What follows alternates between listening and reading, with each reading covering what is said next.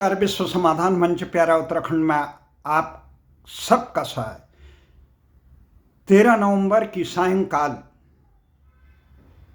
की प्रमुख खबरों में, जहां आज देश में झारखंड में पहले चरण की विधानसभा चुनाव के लिए मतदान शांतिपूर्ण ढंग से हो गया, वहीं दूसरी तरफ महाराष्ट्र और उत्तराखंड, उत्तर प्रदेश सहित कई राज्यों में हो रहे विधानसभा उपचुनाव की सरगर्मियां तेजी से चल रही है। रैलियां, प्रचार जोरों पे। वहीं दूसरी तरफ आज देश के सर्वोच्च न्यायालय ने एक महत्वपूर्ण फैसला दिया। उस फैसले में ये कहा गया है कि बुलडोजर, किसी को आरोपी मानकर उसके घर को में बुलडोजर चलाना बिना न्याय प्रक्रिया के पालन किए हुए बिल्कुल नितांत गैर कानूनी है, असंवैधानिक है। इस पे कड़ी रोक लगाई और उसके लिए पीड़ितों को मुआवजा देने का भी आदेश दिया। इस प्रकरण से जहां पूरी देश की राजनीति में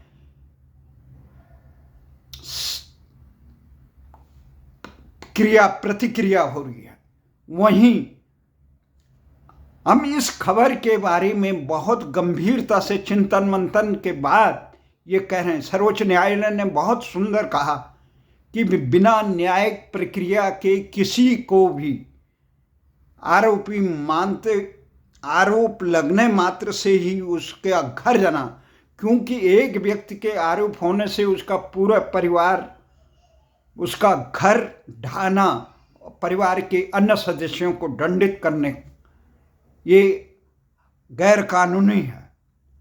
परंतु इस प्रकरण से जहां विपक्षी दल, खासकर उत्तर प्रदेश में, जहां ये बुलडोजर के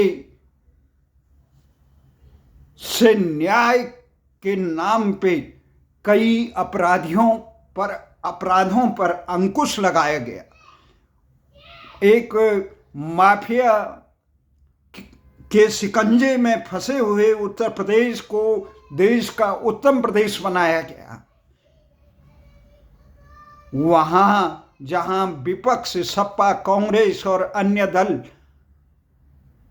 खुशियां मना रहे हैं, भारतीय जनता पार्टी की उत्तर प्रदेश सरकार और भारतीय जनता पार्टी पर कटाक्ष कर रहे हैं कि घर का, परंतु इसके गंभीर परिणाम इस फैसले से जहां आम जनता में निराशा है, क्योंकि अब तक अधिकांश अपराधियों के ही मकान ढहाए गए, अपराधियों में एक आतंक मच गया, उनका मनोबल टूटा। सर्वोच्च न्यायालय के फैसले से सब, जहां विपक्षी दल खुश है, वहीं देश की इन अपराधियों के दहशत से, उनके कृत्यों से पीड़ित देश की आम जनता इस फैसले से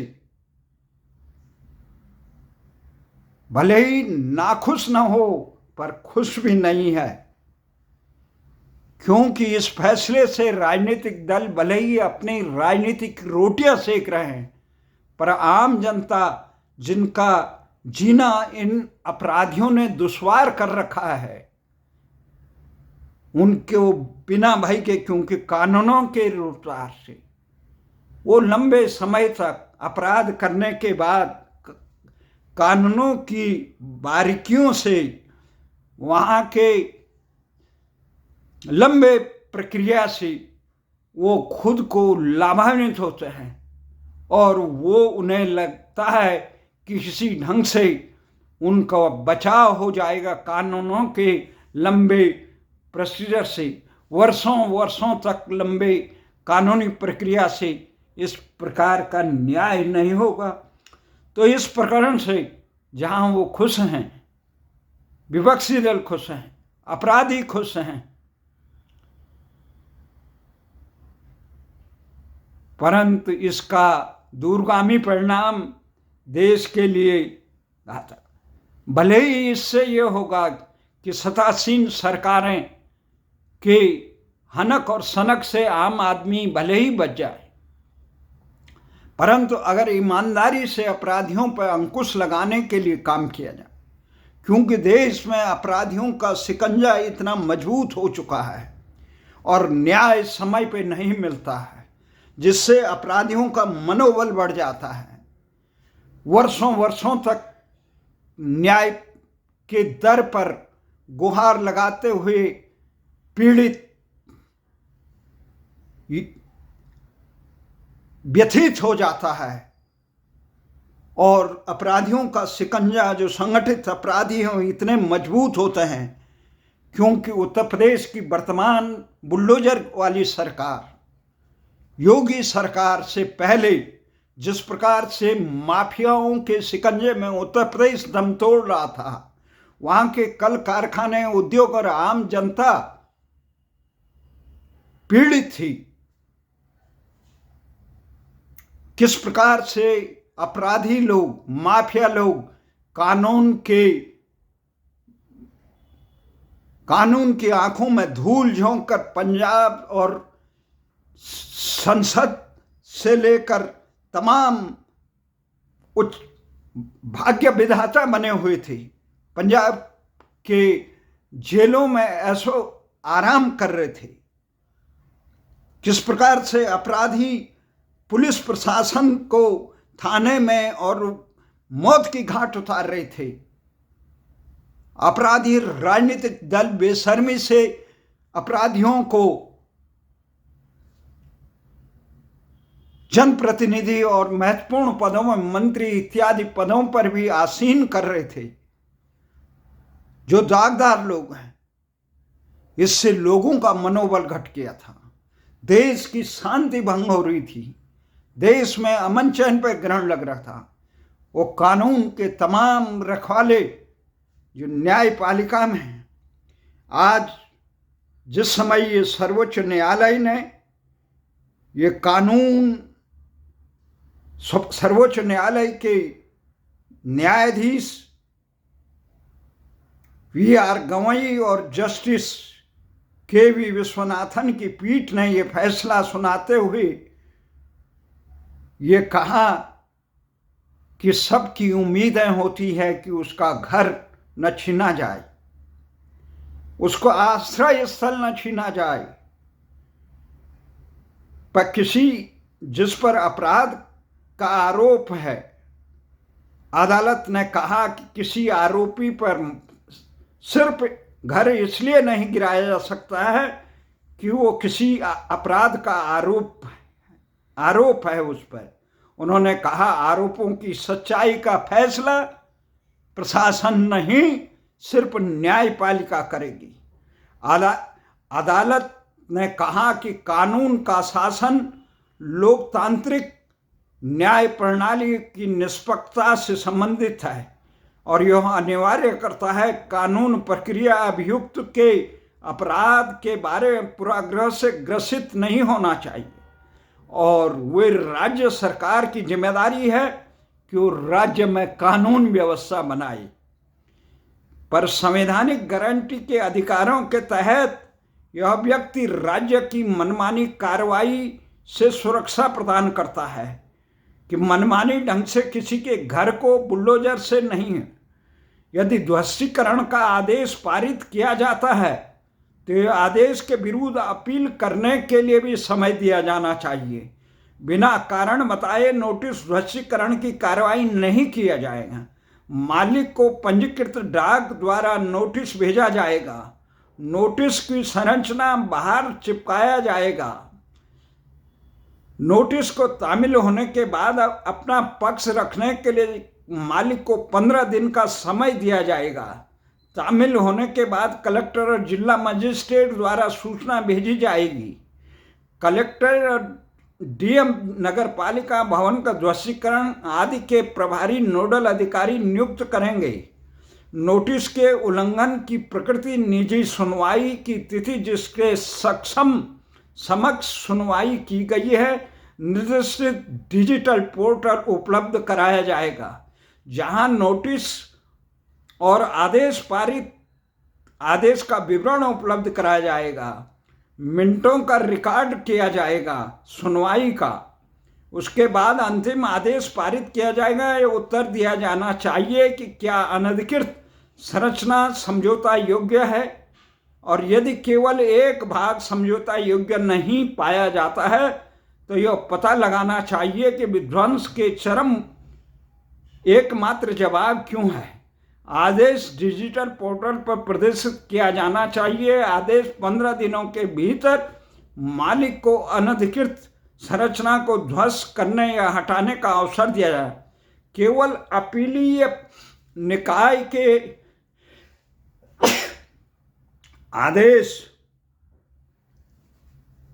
पर रोक नहीं लगाए तो विध्वंस चरण होंगे। विध्वंसक कार्रवाई की वीडियोग्राफी की जाएगी। वीडियोग्राफी संरक्षित किया जाना चाहिए, आयुक्त को भेजना चाहिए। अवमानना और अभियोजन की कार्रवाई की जाए। अधिकारियों को मुआवजे के साथ ध्वस्त संपत्ति को अपनी लागत पर वापस करने के लिए उत्तरदायी ठहराया जाएगा, और प्रमुख सचिवों को निर्देश दिए जाने चाहिए। ये एक प्रकार से कि ये अदालत कानून का शासन लोकतांत्रिक पढ़ने में और सुनने में बहुत बेहतर लगता है, क्योंकि कई बार ये हो जाता है सरकारें अपनी सत्ता की हनक से अपने विरोधियों पर अंकुश लगाती, पर समय पर न्याय होना चाहिए। न्याय की प्रक्रिया अगर कानून में ही है, परंतु भारत की स्थिति बहुत अजीब है। यहाँ इस देश में केंद्र सरकार की देश में इस समय इतना जबरदस्त है कि भारत में कि मामले इतने पेंडिंग है, 5 करोड़ के आसपास मामले न्यायालयों में पेंडिंग है।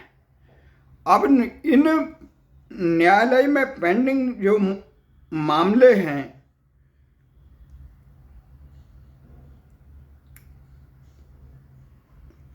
ये अदालतें क्या है जब समय पर न्याय देश में त्वरित होता, एक समयबद्ध होता, तो ये नियम जो सर्वोच्च न्यायालय ने आज कहा, उससे न्याय की महत्ता बढ़ती है।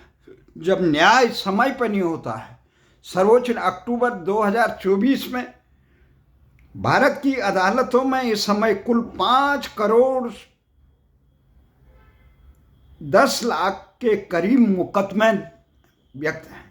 इसमें से 1,80,000 से ज़्यादा मुकदमे जिला और उच्च न्यायालयों में 30 साल से पुराने हैं। अब इस देश में इतना हालत खराब है, न्यायपालिका में लाखों करोड़ों मुकदमे दर्ज हैं और जो समय पर नहीं होता। दूसरी बात यह है कि सर्वोच्च न्यायालय में करोड़ों इतने मुकदमे दर्ज हैं, इनको त्वरित महीने, 6 महीने, साल भर में करने के लिए कई न्यायाधीशों की जरूरत है, और उन न्यायाधीशों में रात दिन करके ये छुट्टियां से लेकर देश की न्यायपालिका में आमूल सुधार की जरूरत है।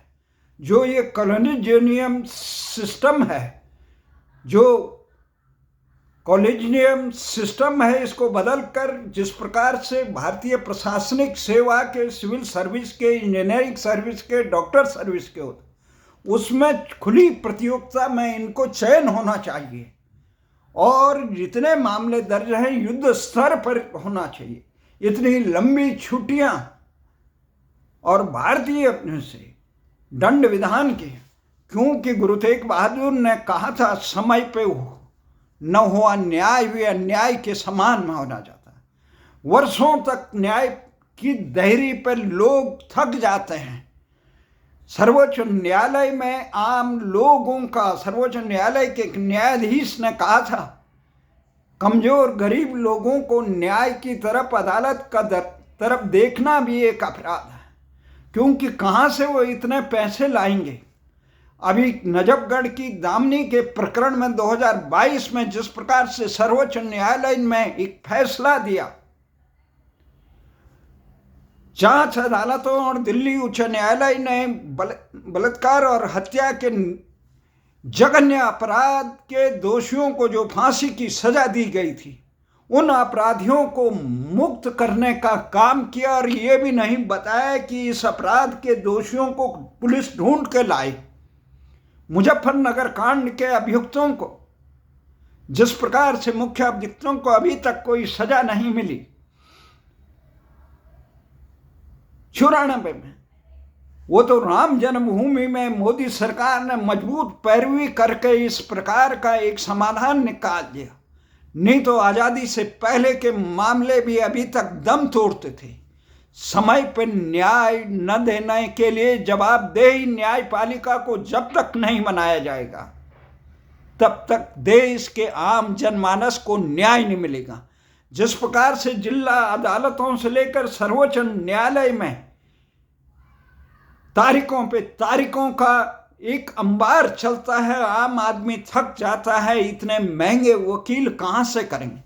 पहुंच वाले रात को दिन रात राष्ट्र विरोधी तत्वों, आतंकवादियों के लिए और असामाजिक तत्वों के लिए, उनके प्रभाव से, उनके समर्थकों के प्रभाव से जिस प्रकार से रात को भी फैसला होता है, वहीं आम आदमी के लिए पुनर्विचार याचिका नजफगढ़ की दामनी का सुनने के लिए तैयार नहीं होती है।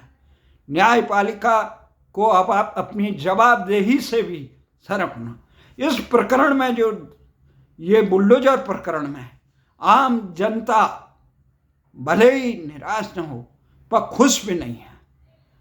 वहीं इस आदेश से जहां विपक्षियों को लगता है कि भारतीय जनता पार्टी या उत्तर प्रदेश की सरकार को नुकसान होगा, ये वे कपोल कल्पनाएं छोड़ दे।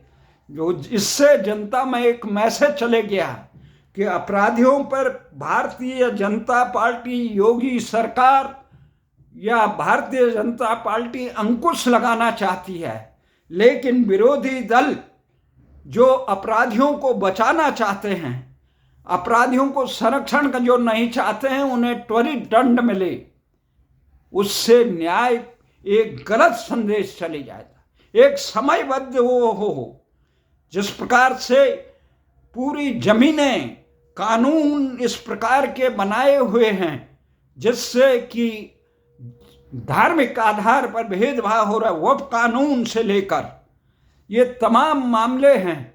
सरकारी संपत्तियों पर जिस प्रकार से सर्वोच्च न्यायालय ने पहले कह दिया कि जिन्होंने सार्वजनिक जगहों पर अतिक्रमण कर रखा उनका ध्वस्तीकरण किया जाए, परंतु उसके बावजूद अपराधियों को कौन दंडित करेगा? इसलिए इसमें अपराध को रोकने के लिए जिम्मेदारी केवल सरकार की कैसे रोकेगी? जो लोग शांतिपूर्ण आंदोलन, धार्मिक आयोजनों को पथराव करें, आम महिला कल्याण और महिलाओं को घर में जाके उसकी इज्जत आबरू सरे बाजार लूटे, ऐसे अपराधियों को कानून का संरक्षण इस प्रकार के समयबद्ध 1 महीने के अंदर अगर उसके न्यायपालिका ये जवाबदेही तय कर दी जाए कि ऐसे अपराध में, जघन्य अपराधों में जिससे समाज भयभीत होता है, उनमें कुछ 1 महीने 2 महीने में निश्चित किया जाए, न्यायपालिका के द्वारा जवाबदेही तय हो और कर्मचारियों की तय हो, शासन प्रशासन की तय हो, और जो गलत करते हैं तो उसको दंडित किया जाए।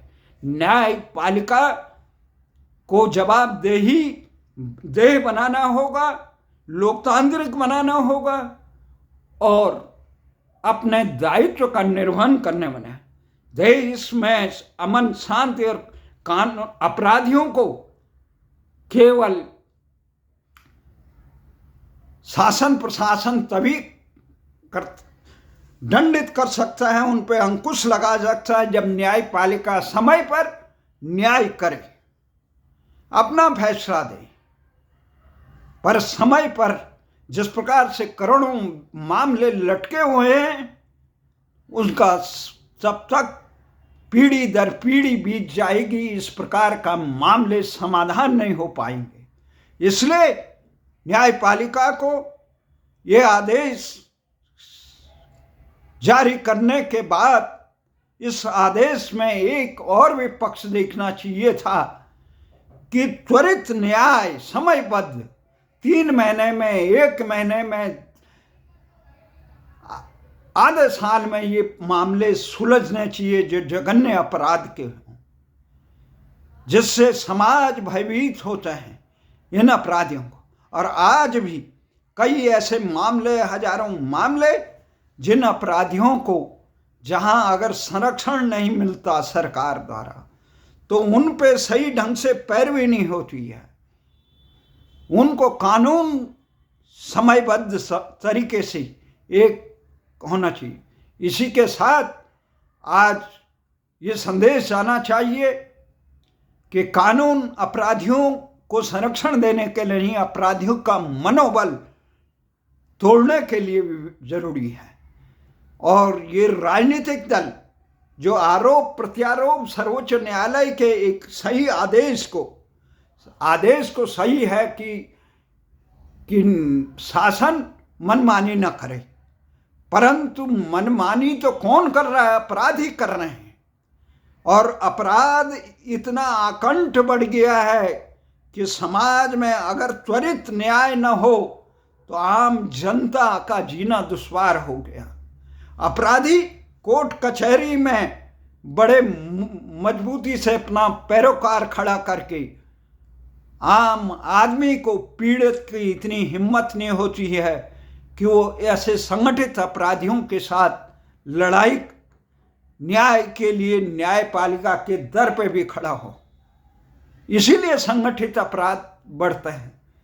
अगर शासन तुरंत इसमें कुछ हस्तक्षेप करता है तो इससे 10% हमने ये कहना चाहिए, अगर ये गलत ढंग से किया गया हो, वो अपराधी न हो, वो